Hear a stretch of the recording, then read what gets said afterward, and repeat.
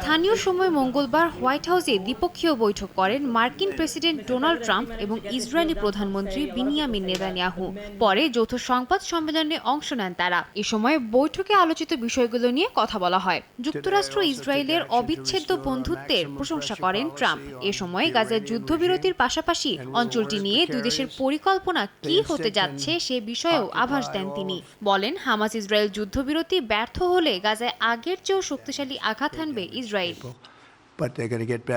সংবাদ সম্মেলনে মার্কিন প্রেসিডেন্ট আরও বলেন, গাজার দখল নিতে চায় তার প্রশাসন। অঞ্চলটির সম্পূর্ণ নিয়ন্ত্রণ নিয়ে ছড়িয়ে ছিটিয়ে থাকা গোলাবারুদ সরিয়ে শহরটি পুনর্নির্মাণের কথা জানান তিনি। নতুন গাজায় তার প্রশাসন পর্যাপ্ত সুযোগ সুবিধা এবং চাকরির ব্যবস্থা করবে বলেও দাবি করেন প্রেসিডেন্ট। এছাড়াও বর্তমান গাজাকে মৃত্যু এবং ধ্বংসের প্রতীক উল্লেখ করে বাসিন্দাদের অন্য কোথাও সরে যেতে আহ্বান জানান তিনি। এ সময় সাংবাদিকদের প্রশ্নের উত্তরে ট্রাম্প বলেন, মিশর এবং জর্ডানের প্রশাসন গাজার শরণার্থীদের আশ্রয় দিতে অস্বীকৃতি জানালেও তার বিশ্বাস দুটি দেশই উদারতার পরিচয় দেবে, আশ্রয় দেবে ফিলিস্তিনের বাস্তুচ্যুতদের। ট্রাম্পের এই পরিকল্পনাকে সাধুবাদ জানান ইসরায়েলের প্রধানমন্ত্রী বিনিয়ামিন নেতানিয়াহু। যদিও এই পরিকল্পনার তীব্র নিন্দা জানিয়ে বিবৃতি দিয়েছে ফিলিস্তিনের সশস্ত্র গোষ্ঠী হামাস।